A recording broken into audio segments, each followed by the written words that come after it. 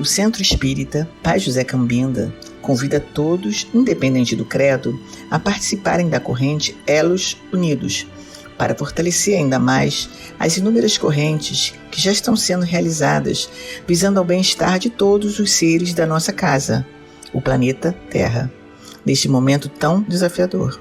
Todos os dias, pare por 3 minutos às 18 horas.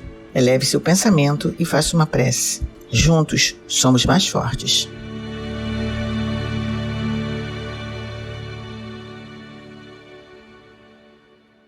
Hoje, dia 6 de outubro de 2021, na Casa de Pai José Cambinda, daremos início aos trabalhos desta noite com a prece de nossa irmã Márcia Eliana.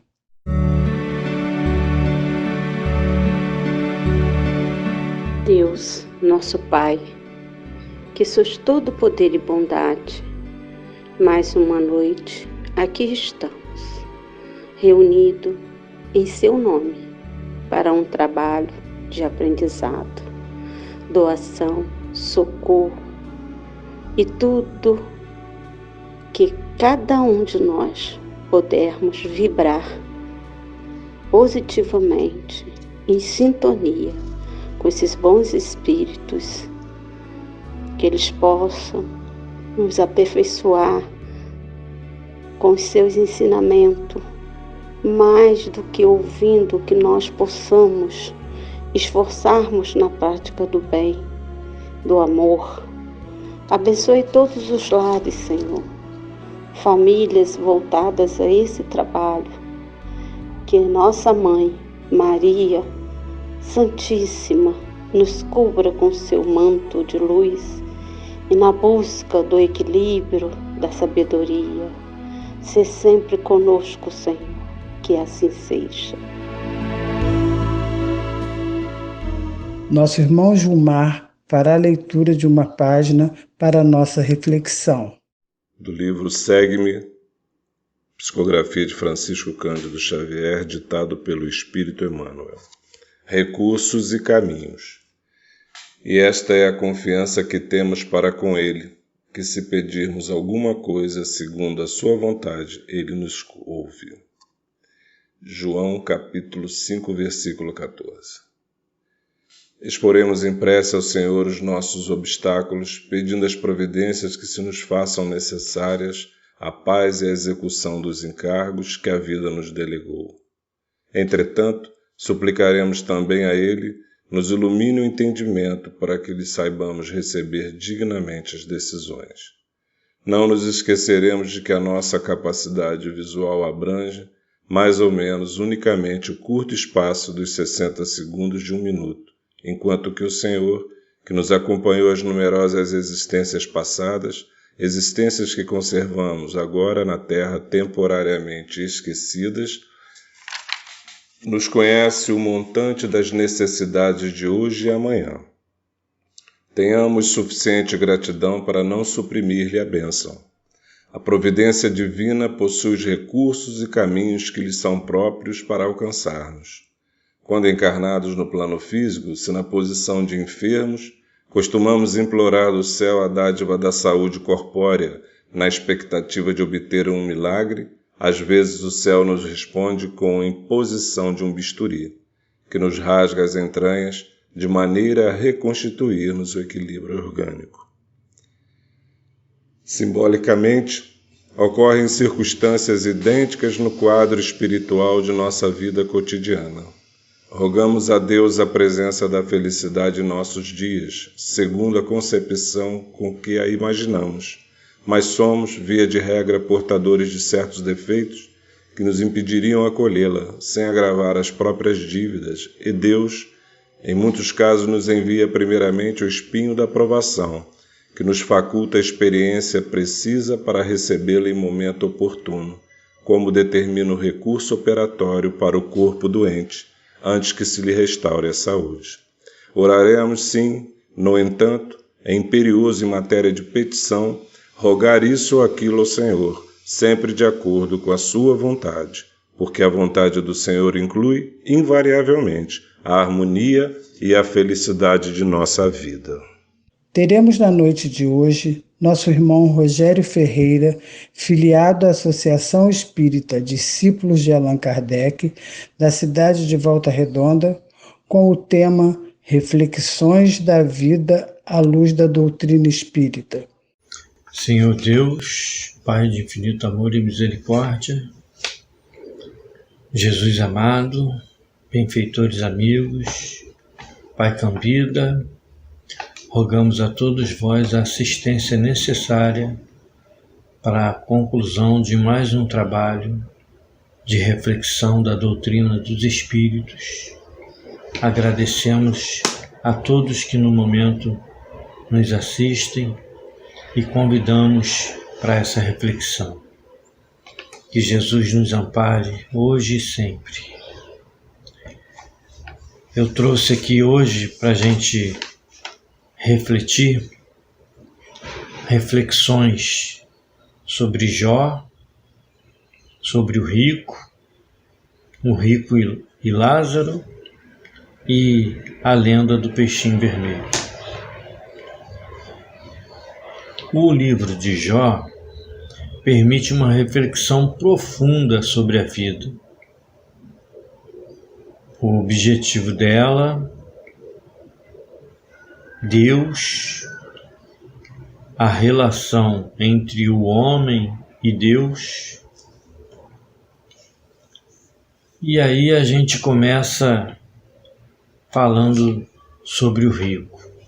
O rico nos permite reflexão sobre a nossa liberdade de escolha, que a doutrina dos Espíritos fala para nós, o nosso livre-arbítrio.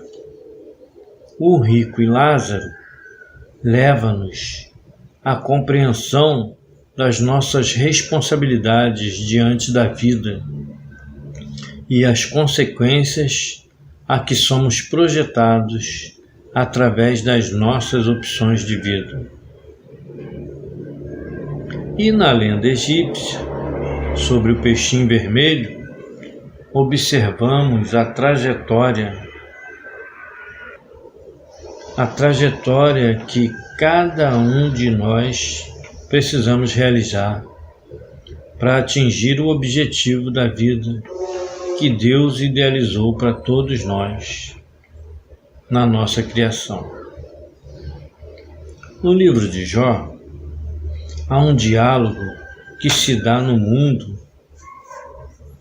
o mundo espiritual, que não é o nosso habitat comum, não é um local circunscrito, é um diálogo de seres da humanidade, mas fora da vida orgânica, são seres espirituais. E podemos comprovar isso aguçando a nossa atenção, que são eles espíritos de diversos níveis de esclarecimento. E o diálogo se dá entre eles e Deus. E Deus se dirige aos espíritos, fazendo-os atentarem a um homem na terra, nas suas atitudes, no seu modo de viver, fazendo-os perceber o modo correto da nossa caminhada evolutiva. Se meditarmos bem nesse livro, à luz do Espiritismo, Deus, colocado nessa passagem, na verdade, é um espírito de luz, é um mensageiro de Deus, porque a gente sabe, no primeiro capítulo do Livro dos Espíritos, que Deus não é um ser como nós, mas sim que nós fomos criados à imagem e semelhança de Deus. Então, nós somos seres, agora no momento encarnado, mas nós somos seres espirituais. E a nossa semelhança com Deus está na nossa capacidade intelectual, criativa, na nossa vida espiritual. Por esse lado a gente se diviniza. Jesus nos disse: vós sois deuses, pelo que nós seremos capazes de fazer a partir do momento que a gente se aperfeiçoe. Então, nessa passagem de Jó, o espírito mais iluminado, que é como a gente vê Deus, porque sempre a gente, quando está no grau mais baixo, quando a gente vê alguém muito acima, não faz ideia dessa, e aí julga que seja Deus o Espírito. Então Deus se dirige aos espíritos fazendo atentarem para esse homem, fazendo-os perceber do modo correto, né? E aí ele orienta os outros espíritos se preparando para novas experiências na carne. E aquele que refuta o argumento do conselheiro, na figura do diabo, é um espírito ainda preso a conceitos equivocados, ilusórios e viciados, e que, cheio de ciúmes, acusa Jó de ser privilegiado. E então é permitido a todos acompanhar a trajetória de Jó na sua existência física, onde também podemos comprovar as influências a que somos submetidos, tanto dos que já se aperfeiçoaram, quanto dos que ainda jazem na ignorância e nos vícios, seja encarnados ou desencarnados. E a perseverança diante das adversidades da vida, não se deixando arrastar ao erro, ao vício, ao desespero, mas perseverando na fé. Uma demonstração de como devemos nos conduzir na nossa experiência de vida. E Jó é um desses espíritos que trilhou o caminho da vida, seguindo as leis de Deus. Conseguiu, utilizando da sua inteligência, da sua força, se beneficiar de tudo que a terra nos dá, e teve em abundância e repartiu com todos os que estavam ao seu redor, a criadagem, seus filhos, sua esposa e todos. Mas a partir do momento em que houve essa reunião e que houve aquele que questionou a Deus dizendo que ele era privilegiado, Deus permitiu que ele fosse atingido para provar o seu compromisso com Deus, a sua perseverança, a sua fé. E aí foi-lhe tirado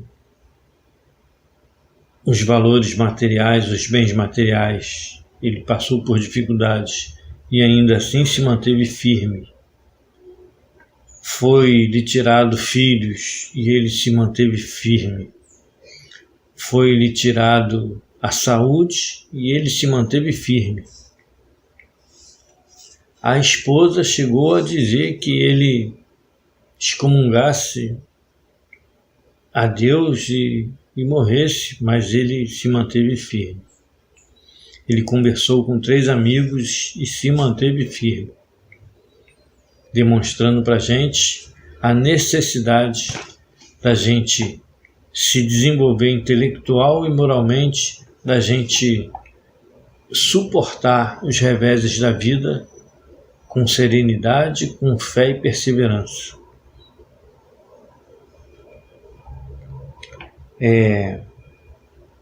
Analisando a passagem do Novo Testamento em que Jesus dialoga com um jovem rico e o segundo a perguntar-lhe o que é preciso para merecer o reino de Deus, e obtém a resposta de que deve observar os mandamentos E aí, na réplica, o jovem rico diz que assim procede desde cedo, desde a sua infância, e insiste. Ao que Jesus, então, lhe diz que se desfaça de todos os bens e siga-o, provocando assim um estado de tristeza e a revelação de um egoísmo ainda latente em seu coração, de modo que se vai incapaz de se libertar dessas necessidades temporais. Muitos de nós nos comportamos assim. Queremos a glória do reino dos céus, mas ainda não temos a vontade de abrir mão das coisas supérfluas, temporais, que só beneficiam a vida orgânica, momentânea aqui, mas que não promove o aperfeiçoamento do espírito. Nos iludimos no estado físico e mais tarde sofremos no estado errático as consequências dessas atitudes. Porque a verdade é que quando o espírito deixa o corpo e retorna à vida espiritual, não leva nada daqui, só o que adquiriu em moralidade e intelectualidade. E se a gente fica preso a essas coisas, a gente se desprende do corpo, mas não consegue ascender vibratoriamente. A parábola do rico e Lázaro nos convida à reflexão do estado de um espírito que se encontra no retorno à vida espiritual após a experiência mergulhado na carne.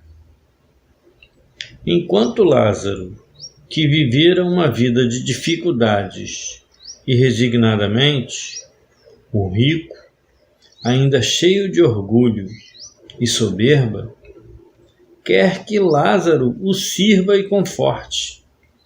E a figura do pai Abraão, mais uma vez, nos remete aos espíritos superiores, mensageiros de Deus, a nos instruir.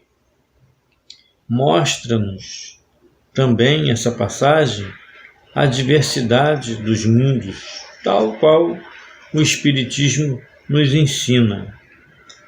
Quando a gente observa que Lázaro viveu aqui na Terra num ambiente sem nenhum privilégio, sem um lar para morar, à porta do rico, e percebe que o rico viveu suntuosamente no palácio, uma morada. E também a gente percebe outra morada quando vê Lázaro no seio de Abraão, num ambiente de paz depois de uma vida de experiências dolorosas, mas enriquecedoras. E o rico, estagnado, vivendo a ilusão da abundância, vai para um vale de sofrimentos. É outro mundo, né? Tal qual o Espiritismo nos ensina na classificação simplificada dos mundos primitivos, de expiação, regeneração, ditosos e puros. No diálogo há um aparente abismo entre ambos, mas podemos compreender melhor, à luz da doutrina espírita, que essa separação não é abismal e eterna, pois Deus nunca abandonou sua criação. Ao contrário, desde os primórdios, sempre enviou os seus prepostos a orientar e mostrar o caminho da redenção. E, se prestarmos atenção no diálogo, vemos não uma condenação, mas uma admoestação à observância das leis naturais, a mudança de atitude necessária a melhorar a vibração para que um contato e assistência possa se dar efetivamente.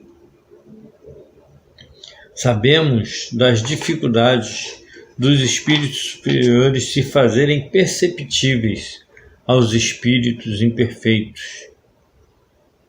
Embora os espíritos superiores possam transitar livremente em todos os ambientes, há a dificuldade dos espíritos inferiores percebê-los pelo padrão vibratório, por estarem apegados à sua vida, aos seus desejos, não conseguem perceber. Então há essa dificuldade.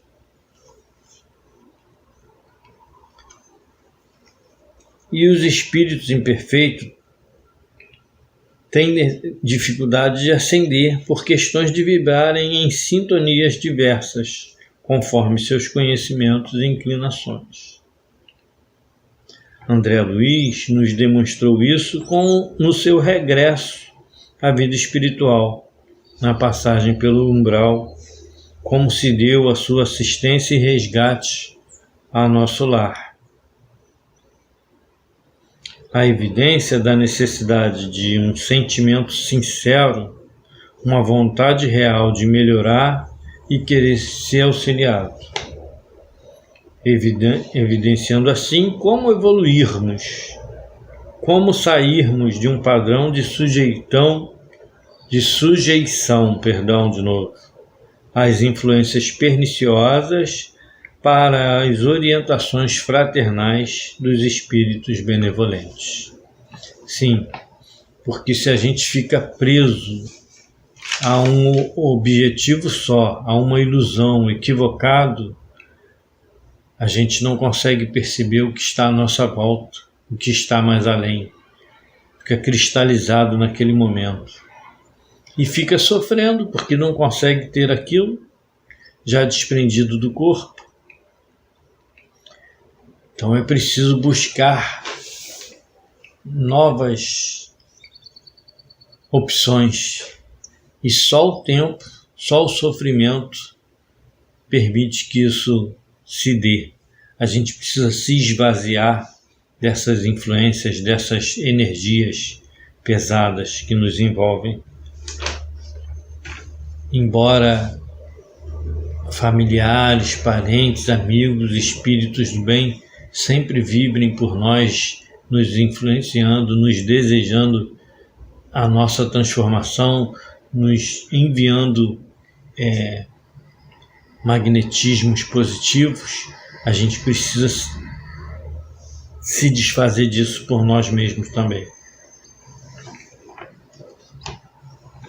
E aí nós temos a lenda do peixinho vermelho, que sintetiza toda a trajetória e que Deus, na sua infinita misericórdia, nos traçou e permite que façamos ao nosso tempo de compreensão, de incorporação e de amadurecimento.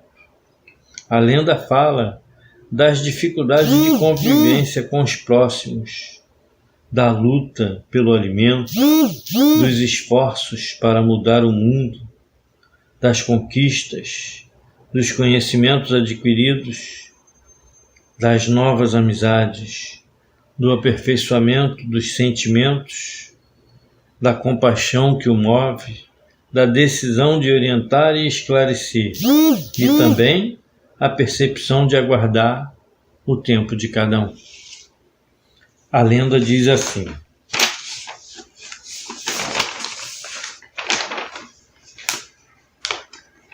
é uma lenda egípcia que foi colocada na introdução do livro Libertação, de Emmanuel, psicografado por Chico Xavier.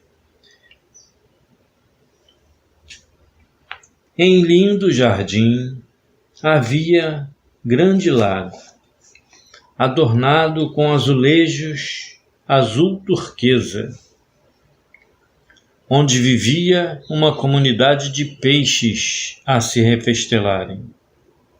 Preguiçosamente e insatisfeitos devido à vida fácil. Ou melhor, satisfeitos devido à vida fácil. Tinham como rei peixe graúdo, eleito pela comunidade. Nesta comunidade, um peixinho vermelho, irrequieto, vivia às correrias, atrás de comida e em busca de seu espaço, sempre pressionado pelos peixes maiores, deseducados e egoístas. Por se sentir insatisfeito com a inatividade da comunidade, buscava atividade. Pesquisava o ambiente, analisava azulejos, explorava áreas mais escondidas e outras coisas. Foi assim que descobriu que o lago recebia água por ralo e que também a mesma deixava o lago por outro ralo distante, sendo sempre renovável. Pôs-se a pensar e imaginar o que poderia haver adiante, para onde as águas estivessem indo. Decidiu-se, num esforço todo especial, e conseguiu ultrapassar as grades do ralo. E ao seguir pelo córrego, depois por outro maior, depois ainda por pequeno riacho, após por um rio mais caudaloso, e eis que chega ao mar.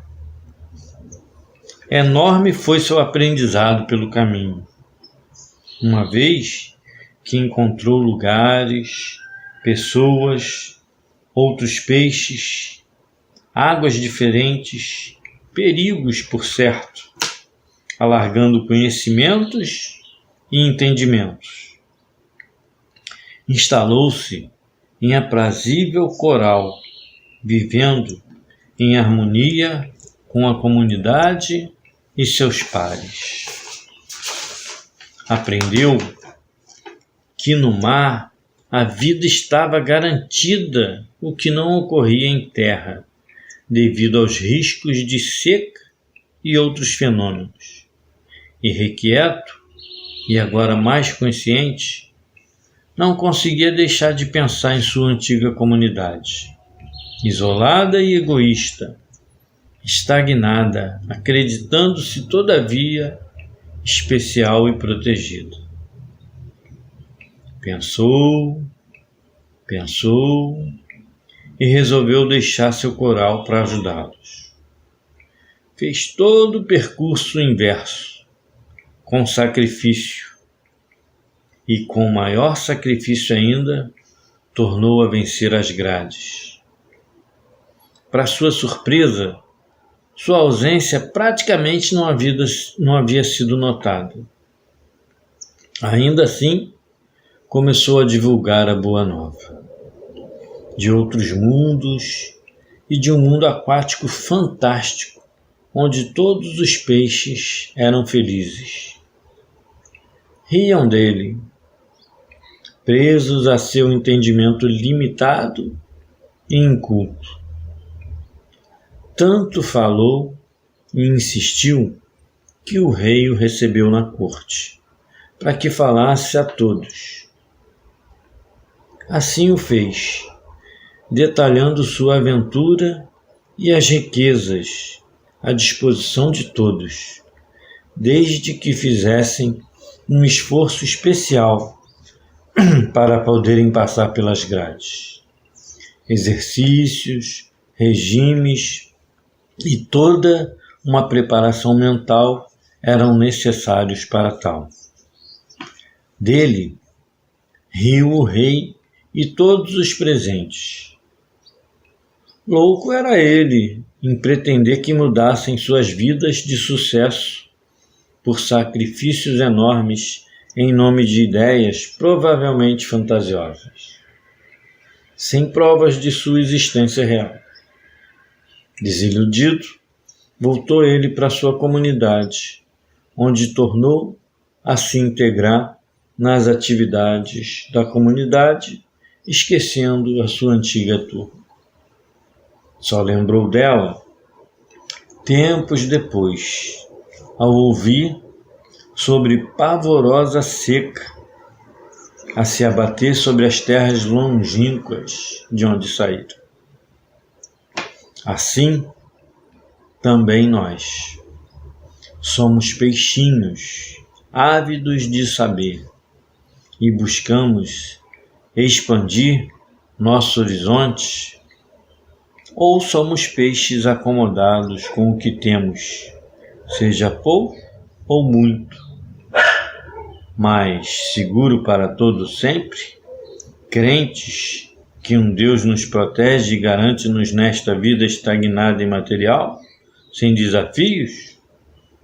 E se vier a seca? Essa passagem do peixinho vermelho faz a gente lembrar que Deus nunca nos abandonou e a gente tem na doutrina dos espíritos essa certeza que postulou nas suas bases os ensinamentos de Moisés, na sua missão, no decálogo que ele nos trouxe como norte de conduta, e depois com a vinda de Jesus, cumprindo as Escrituras, que desceu do alto da espiritualidade, se fez homem, conviveu entre nós e, diferentemente dos poderosos da terra, que numa percepção equivocada de Deus criou templos e criou normas de visitação para se sentirem purificados. Jesus conviveu entre os necessitados, entre todos os que ainda não conheciam Deus, e por todo lugar onde ele foi, ele se manteve íntegro, firme no seu propósito, na sua comunhão com Deus. Ele buscava Deus aonde ele estivesse, no campo, no monte, no mar, e ele sempre buscava assistir aos seus semelhantes, aos que sofriam. Ele curava os enfermos do corpo e da alma. E quando ele falava aos poderosos no templo, não era compreendido, era admoestado, até que armaram para ele a cilada onde ele foi preso, condenado e crucificado. Mas ainda assim ele se manteve firme no seu propósito, na sua missão, e ainda assim ele mostrou para a gente a realidade espiritual na sua ressurreição, no seu reaparecimento no terceiro dia em espírito. Continuou pregando, orientando os seus discípulos, nos preparando para o futuro. E nos aconselhou e nos falou de que enviaria o Consolador. E há mais de 150 anos nós temos a doutrina dos espíritos, e os espíritos que sempre, de todo tempo, se comunicaram, agora mais intensamente, se comunicam conosco, nos exortando a nossa transformação íntima e moral. Então, que a gente possa sempre ter um tempo, não só para ganhar o pão da vida do nosso corpo orgânico, da nossa vida social, mas para nos prepararmos para a nossa vida como espíritos, para nos instruirmos e para nos moralizarmos. que a gente possa utilizar esses recursos das Escrituras Sagradas, da doutrina dos Espíritos em nosso favor. Que a gente possa saber aproveitar a influência fraterna que os Espíritos bons nos oferecem, a intuição sobre a conduta adequada para que a gente possa mais rapidamente ter um porto seguro da consciência de espíritos evoluídos, se libertando das influências perniciosas da ilusão do mundo. Nessa certeza, a gente quer agradecer a oportunidade e quer que vocês reflitam sobre isso e que a gente possa utilizar esses recursos para realmente nos melhorarmos. Que Jesus nos abençoe a todos, nos inspire, nos ampare, que Pai Cambinda possa nos envolver na sua tarefa de amor e de fraternidade e que juntos possamos caminhar ao encontro de Deus e de Jesus. Muita paz a todos, muito obrigado pela oportunidade. Até uma próxima vez. Deus abençoe. A seguir, Elos que Unem, momento dedicado aos espíritos desencarnados que buscam a Casa de Pai José Cambinda.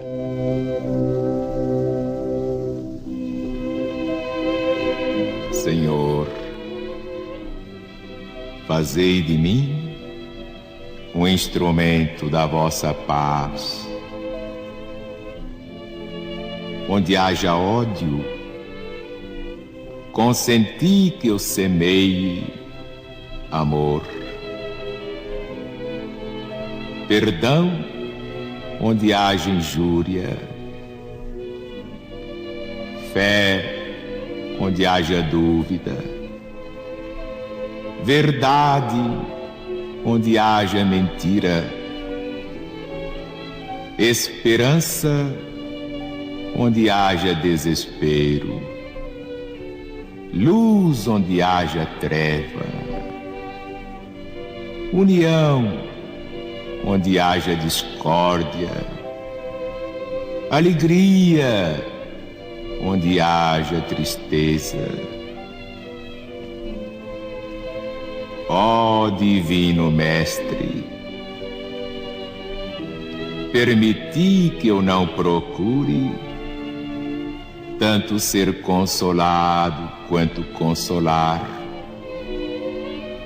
compreendido quanto compreender, amado quanto amar, porque é dando que recebemos, perdoando é que somos perdoados, e morrendo é que nascemos para a vida eterna.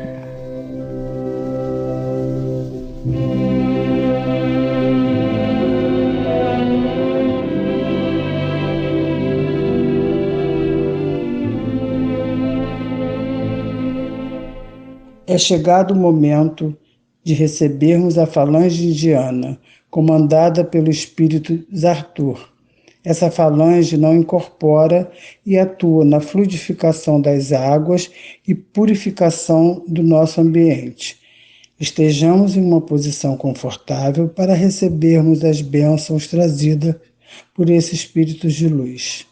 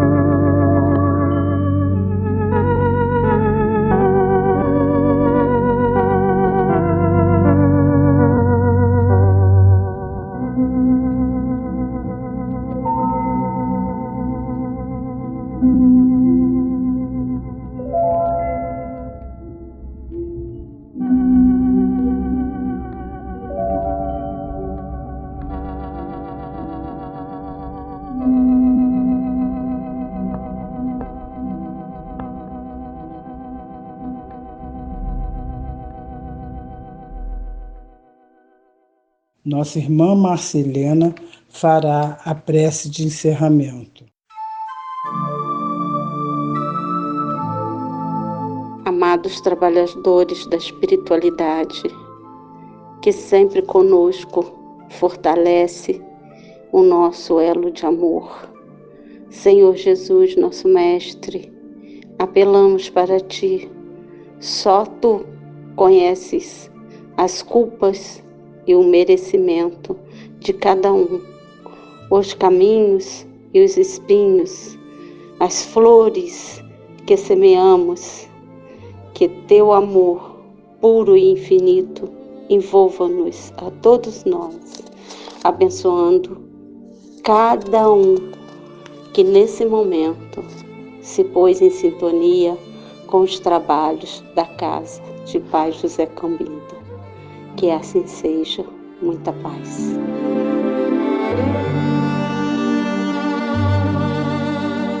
Chegamos ao término de mais um encontro e convidamos a todos para a nossa próxima reunião no dia 13 de outubro de 2021. Que nossos momentos sejam sempre de agradecimento e fé. Boa noite.